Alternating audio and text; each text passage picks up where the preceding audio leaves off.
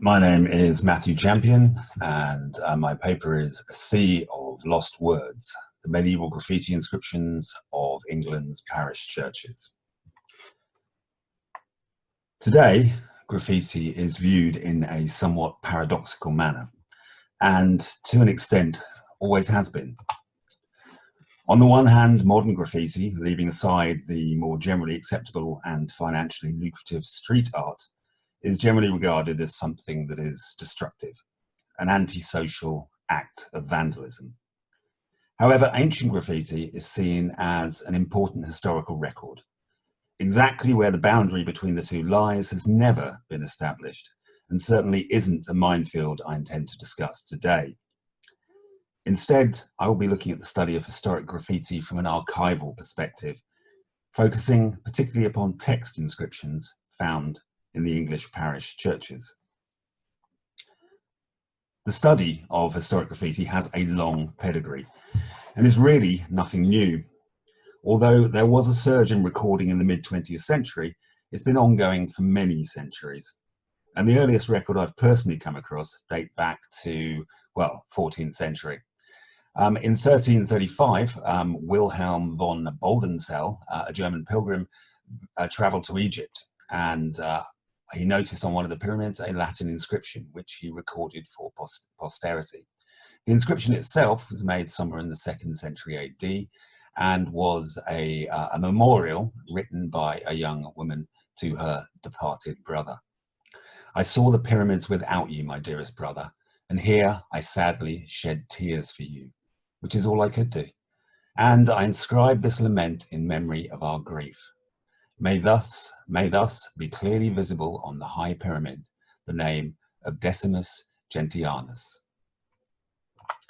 However, in the last decade, the study of historic graffiti has really come of age. This is largely due to advances in technology, and in particular, the advent of affordable digital cameras. Previously, surveying historic graffiti was a time-consuming and potentially very costly business. It either involved taking rubbings, which is positively discouraged today, making drawings, or taking photographs, each of which costs money to develop and process. With the advent of the digital camera, it's now possible to survey a site in a matter of hours, which would have once taken days or weeks, and at almost no cost. This has really directly led to the rise of many community archaeology-based citizen science projects where members of the public, with a minimum of training and minimal equipment, can go out and make their own discoveries. It's been a real success story of the last decades. What these projects have shown is just how extensive this new archive of material really is. As you can see from this one small area of church wall in Sedgeford in Norfolk. When we began the projects in Norfolk, we believed that medieval graffiti inscriptions or early graffiti inscriptions were relatively rare. However, the more we looked, the more we found. So the general rule of thumb these days is if a church hasn't been too badly messed about with by the Victorians and isn't still covered in many layers of lime wash, then it will contain significant quantities of early graffiti. The survey of Norfolk and Suffolk churches has so far recorded in excess of 65,000 individual inscriptions, most of which had never previously been recorded. So what are we actually coming across? Well, it must be said, it's mainly imagery.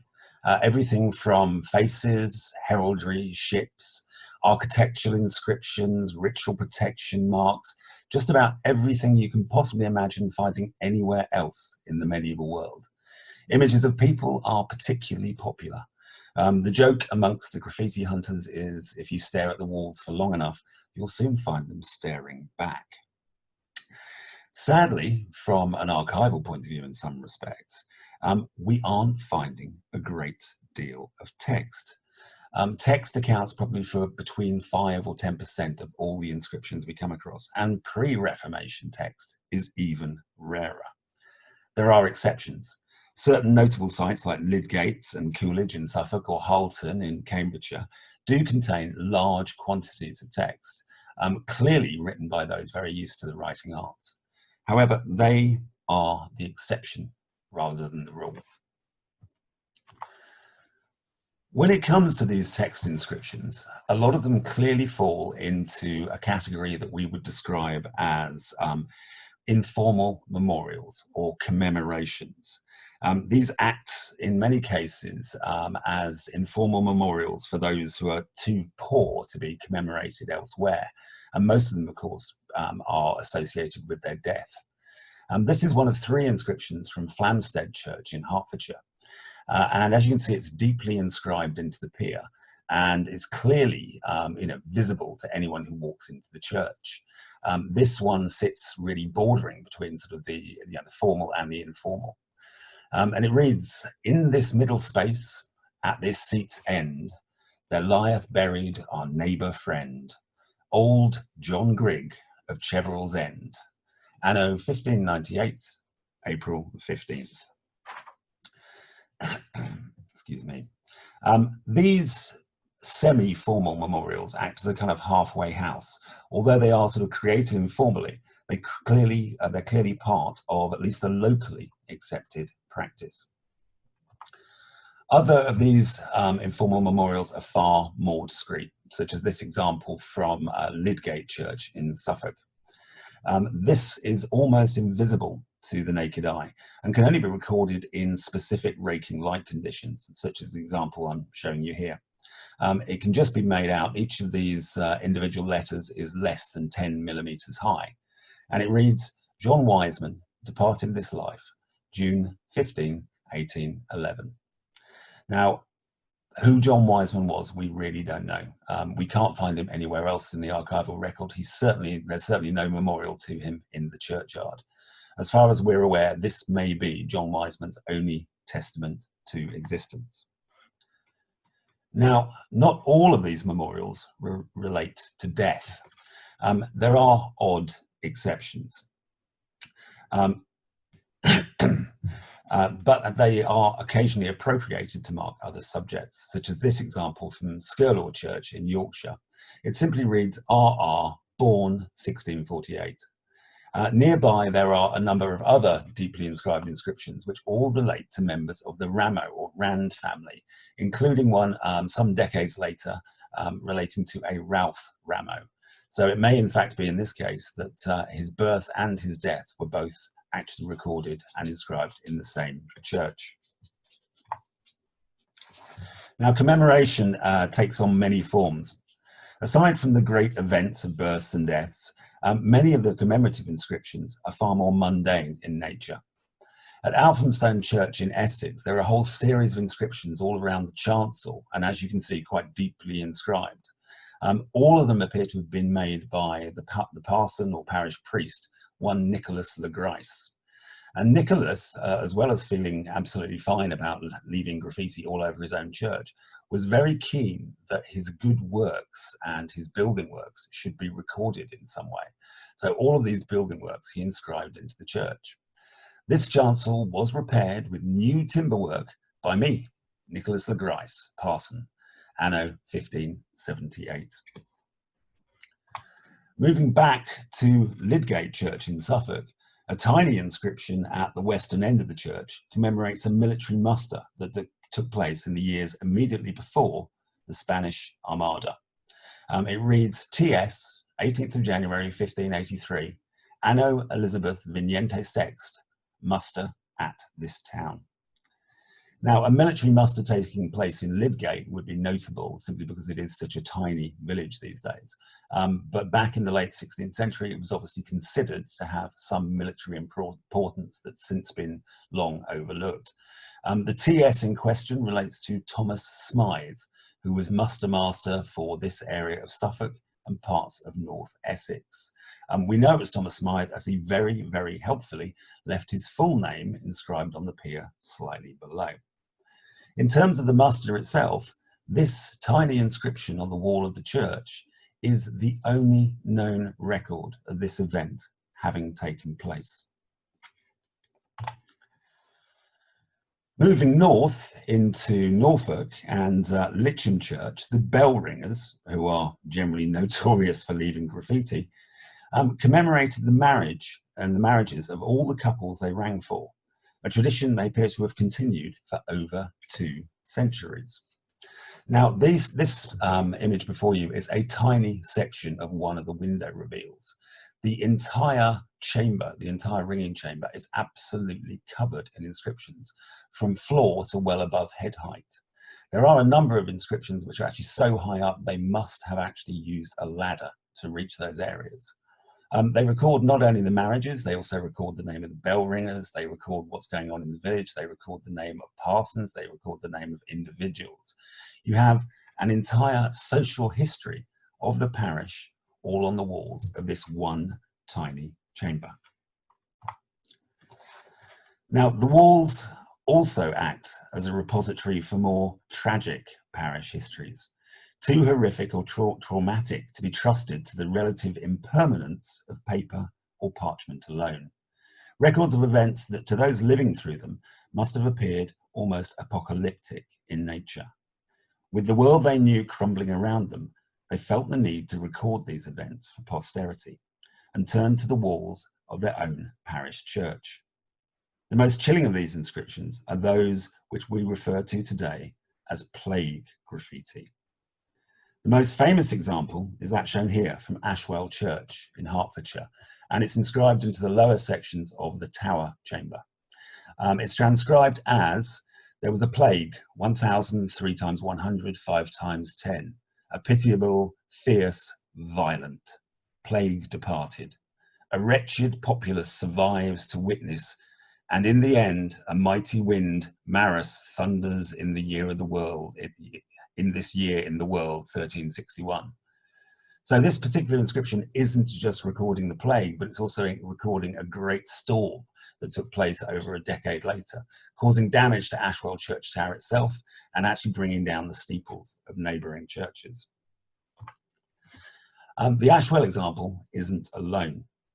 In St Edmonds Church at Acle in the Norfolk Broads, a similar inscription, unusually written in charcoal, was discovered hidden beneath layers of limewash on the north wall of the chancel, clearly created by someone highly literate and used to the writing arts, most probably a member of the clergy. It reads, "O lamentable death, how many dost thou cast into the pit? Anon the infants fade away, and of the aged death makes an end. Now these, now those thou ravagest, O death on every side. Those that wear horns or veils, fate spareth not. Therefore, while in the world the brute beast plague rages hour by hour, with prayer and with remembrance deplore death's deadliness."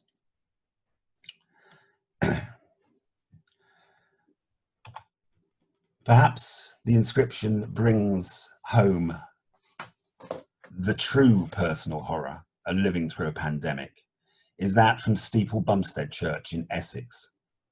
Dated to 1348, and unusually for the period written in English, the same phrase is repeated at multiple points around the church. They read simply, "God help me, God help me, God help me."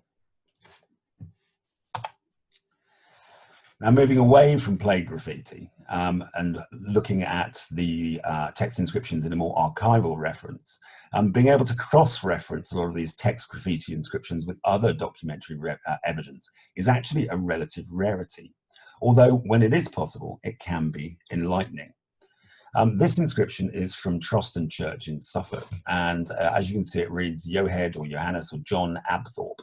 Now, we know that the Abthorpe family were actually lords of the manor in Troston from about 1400 through to about 1490, when the male line died out. This particular person, John Abthorpe, appears to also have been a witness to a number of wills, including one of the Playford wills in the 1440s and 1450s. Very clearly, this text also seems to belong to a fairly good 15th century context. Now, the problem, of course, from an archaeological perspective is we appear to have the right name in the right place and at the right time. but we still can't say with absolute certainty that this inscription was made by John Abthorpe. You know, the last three words may indeed be missing. You know, it may have read once, John Abthorpe is a git. We simply don't know. So from a purely archaeological perspective, we really have to take a very cautious approach when it comes to interpretation.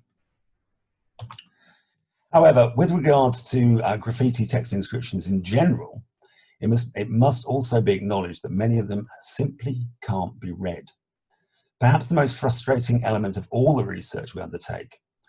In some cases, this is simply the result of wear and tear over the centuries, which has literally wiped the words from the walls, as is the case here at Swannington in Norfolk, where a long inscription relating to a leek court is now all but lost. In other cases, it's because the inscriptions were probably never meant to be read in the first place. The jumbled mumbo-jumbo pseudo-texts of charms, curses, and cures. Although major steps forward have been taken in recent decades to record all these graffiti inscriptions in English parish churches, it must also be recognised that this archive is not a static one, and it is constantly evolving. It is obviously a growing archive as more sites are examined, but also growing as new inscriptions begin to appear out from beneath centuries-old limewash, as at here at Litcham in Norfolk. These inscriptions at Litcham, which are coming out from beneath the limewash, we know were created sometime between 1412 and 1547. So in terms of the, in archaeological terms, we have quite a tight time frame. However, not all the additions to the archive are as welcome, leading to questions of retention and preservation. These inscriptions created in recent years in Norwich Cathedral were all associated with another inscription relating to the conflict surrounding Gaza. As such, they form part of the historical record and tell another chapter in the long life of the building and the manner in which people interact with it. But should they be left in place as simply another piece of the larger corpus, where they would undoubtedly be found offensive by many? In this case, they were removed, but only after they had been fully recorded and added to the archive. The fine line between vandalism and preservation being weighed firmly by modern perceptions and sensibilities. Perhaps most sadly, most sadly of all, are the losses that this newly found archive material continues to suffer year on year. Only a fragment of what was once inscribed on the walls has survived to the present day. And yet even this newly discovered archive of medieval material is under a very direct and constant threat. Restoration, conservation, and the increasingly secular uses of many of our churches are being put to has seen the ongoing destruction of this unique medieval resource, which at present benefits from no form of heritage protection. Much has already been lost, and more disappears with each passing month. Our attempts to record and decrypt this material is quite literally a race against time itself, before these hidden words are wiped forever from the walls. With no forms of legal protection for the graffiti inscriptions, as either tangible or intangible heritage, it's an irony that they benefit from less protection than the medieval wall paintings that they are scratched through. If things are not put in place in the relatively near future, then the graffiti archive that's remained hidden in the dark corners of our churches for centuries will gradually be lost. All we have as a consolation is a growing digital archive, and that, as this conference will be discussing in detail, presents as many problems as it does solutions.